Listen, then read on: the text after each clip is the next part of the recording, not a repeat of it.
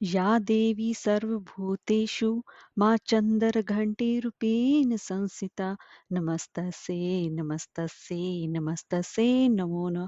जय माता दी दोस्तों। आज शारदीय नवरात्र का तीसरा दिन है और आज तीसरे दिन मां चंद्र घंटा की पूजा अर्चना की जाती है और मां चंद्र घंटा को दूध और दूध से बनी हुई चीजों का भोग लगाया जाता है।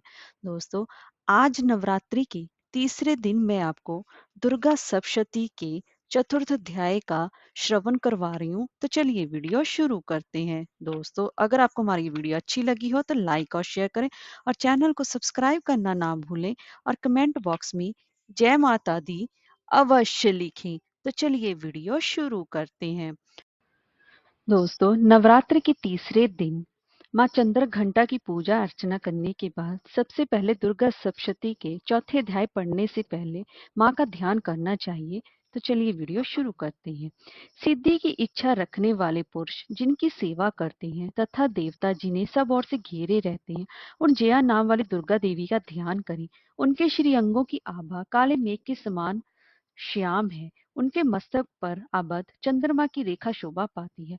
वे अपने हाथों में शंख, चक्र, कृपाण और त्रिशूल धारण करती हैं। उनके 3 नेत्र हैं। वह सिंह के कंधे पर चढ़ी हुई हैं और अपने तेज से ही तीनों लोकों को वह परिपूर्ण भी कर रही हैं। तब ऋषि कहते हैं, अत्यंत पराक्रमी दुरात्मा महिषासुर तथा उसकी दैत्य सेना के देवी के हाथ से मारे जाने पर इंद्र आदि देवता प्रणाम के लिए गर्दन तथा कंधे झुकाकर माँ दुर्गा का वचनों द्वारा सत्वन करने लगे। उस समय उनके सुंदर अंगों में अत्यंत ही हर्ष के कारण रोमांच हो आया था। तब देवता बोले, संपूर्ण देवताओं की शक्ति का समुदाय ही जिनका स्वरूप है, जिन देवी ने अपनी शक्ति से संपूर्ण जगत को व्याप्त कर रखा है, उन जगदम्बा देवी को हम भक्ति पूर्वक नमस्कार करते हैं। वे हम लोगों का कल्याण करें। जिनके अनुपम प्रभाव और बल का वर्णन करने में भगवान शेषनाग और ब्रह्मा जी तथा महादेव जी समर्थ नहीं है, उन भगवती चंडिका का संपूर्ण जगत का पालन एवं अशुभ भय का नाश करने का विचार करें। जो पुण्यात्मों के घरों में स्वयं ही लक्ष्मी रूप से, पापियों के यहाँ दरिद्रता रूप से, शुद्ध अंतकरण वाले पुरुषों के हृदय में बुद्धि रूप से, सत्पुरुषों में श्रद्धा रूप से तथा कुलीन मनुष्यों में लज्जा रूप से निवास करती हैं, उन भगवती दुर्गा को हम नमस्कार करते हैं। देवी, आप संपूर्ण विश्व का पालन कीजिए। देवी, आपके इस रूप का असुरों का नाश करने वाले भारी पराक्रम का तथा समस्त देवताओं और दैत्यों के समक्ष युद्ध में प्रकट किए हुए अपने अद्भुत चरित्रों का हम किस प्रकार वर्णन करें।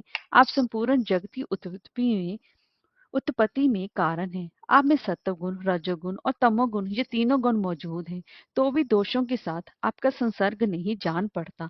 भगवान विष्णु और महादेव जी आदि देवता भी आपका पार नहीं पा सकते।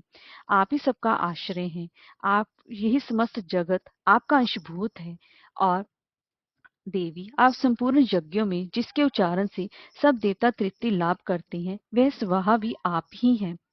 देवी, जो मोक्ष की प्राप्ति का साधन है, अचिंत्य महाव्रत स्वरूपा है, समस्त दोषों से रहित हैं, तत्व को जानने वाले तथा मोक्ष की अभिलाषा रखने वाले जिसका अभ्यास करते हैं, वे भगवती परा विद्या भी आप ही हैं।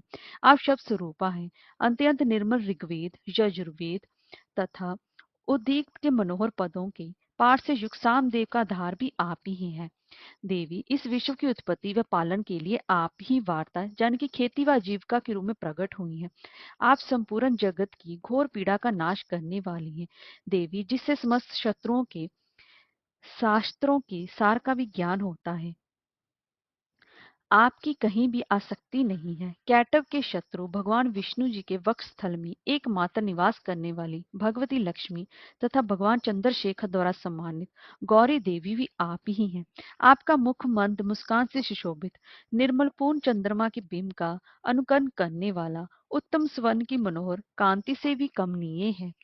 देवी, वही मुख जब क्रोध से युक्त होने पर उदय काल की चंद्रमा की भांति लाल और तनी हुई भौहों के कान विकराल हो उठा, तब उसे देखकर जो महिषासुर के प्राण तुरंत नहीं निकल गए, ये उससे भी बढ़कर आश्चर्य की बात है, क्योंकि क्रोध में भरे हुए यमराज को देखकर भला कौन जीवित रह सकता है। देवी, आप प्रसन्न हो। परमात्मा स्वरूप आपके प्रसन्न होने पर जगत का अभ्युदय होता है और क्रोध में भर जाने पर आप तत्काल ही कितने कुलों का सर्वनाश कर डालती हैं। सदा अभ्युदय प्रदान करने वाली जिन पर प्रसन्न रहती हैं वे ही देश में सम्मानित हैं। देवी आपकी ही कृपा से पुण्य आत्मा पुरुष प्रतिदिन अत्यंत श्रद्धा पूर्वक सदा सब प्रकार के धर्मानुकूल कर्म करता है और उसके प्रभाव से स्वर्ग लोक में जाता है। इसलिए आप तीनों लोकों में निश्चय ही मनोवांछित फल देने वाली हैं। माँ दुर्गा स्मरण करने पर सब प्राणियों का भय हर लेती है और स्वस्थ पुरुषों द्वारा चिंतन करने पर उन्हें परम कल्याण में बुद्धि प्रदान करती है। दुख दरिद्रता और भय हरने वाली देवी आपके सिवा दूसरी कौन है जिसका चित्त सदा की उपकार के लिए सदा ही दरिद्र रहता हो। देवी आप शत्रुओं पर शस्त्रों का प्रहार क्यों करती हैं? समस्त असुरों को दृष्टिपात मात्र से भस्म क्यों नहीं कर देती? इसमें एक रहस्य है। यह शत्रु भी हमारे शस्त्रों से पवित्र होकर उत्तम लोकों में जाएं। इस प्रकार उनके प्रति भी आपका विचार अत्यंत उत्तम रहता है।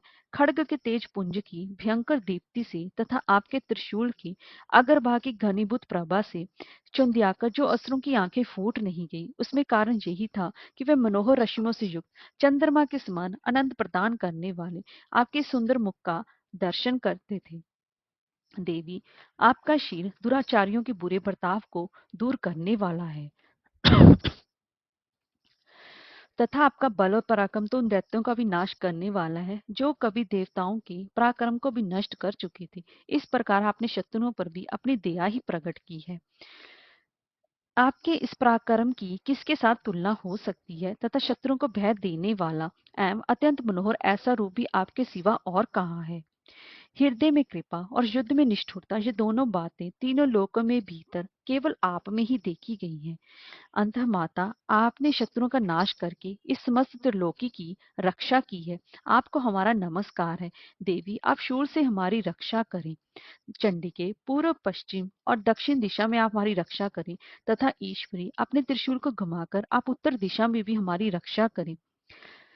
तीनों लोकों में आपके जो परम सुंदर व अत्यंत भयंकर रूप विचरते रहते हैं उनके द्वारा भी आप हमारी तथा इस भूलोक की रक्षा करें। अम्बिके आपके कर पल्लवों में शोभा पाने वाले खड़ग शूल और गदा आदि जो जो अस्त्र हों उन सबके द्वारा आप सब ओर से हम लोगों की रक्षा करें। ऋषि कहते हैं इस प्रकार जब देवताओं ने जग माता दुर्गा की स्तुति की और नंद वंदन के दिव्य पुष्पों एवं गंध चंदन आदि के द्वारा उनका पूजन किया, फिर सबने मिलकर जब भक्ति पूर्वक दिव्य धूपों की सुगंध निवेदन की, तब देवी ने प्रसन्न होकर प्रणाम करते हुए सब देवताओं से कहा।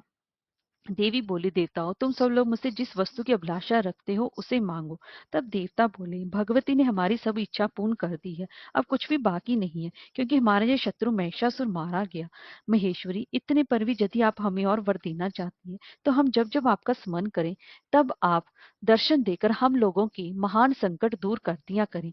और प्रसन्न मुखी अंबिके जो मनुष्य स्रोतों द्वारा आपकी स्तुति करें, उसे समृद्धि और वैभव देने के साथ ही उसकी धन और स्त्री आदि संपत्ति को भी बढ़ाने के लिए आप सदा हम पर प्रसन्न रहें।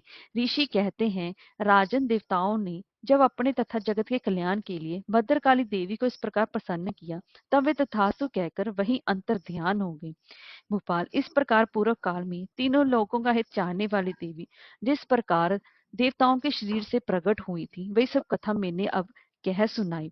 अब पुनः देवताओं का उपकार करने वाली वे देवी दुष्ट दैत्यों तथा शुंभ निशुंभ का वध करने व सब लोगों की रक्षा करने के लिए गौरी देवी के शरीर से जिस प्रकार प्रकट हुई थी, वही सब प्रसंग मेरे मुंह से सुनो। मैं उसका तुमसे यथावत वर्णन करता हूँ। जय माता दी। दोस्तों, अगर आपको हमारी ये वीडियो अच्छी लगी हो तो लाइक और शेयर करें और चैनल को सब्सक्राइब करना ना भूलें। और इसके पहले के अध्याय मेरे चैनल पर अपलोड है, वहां पर भी जाकर आप श्रवण अवश्य करें। जय माता दी।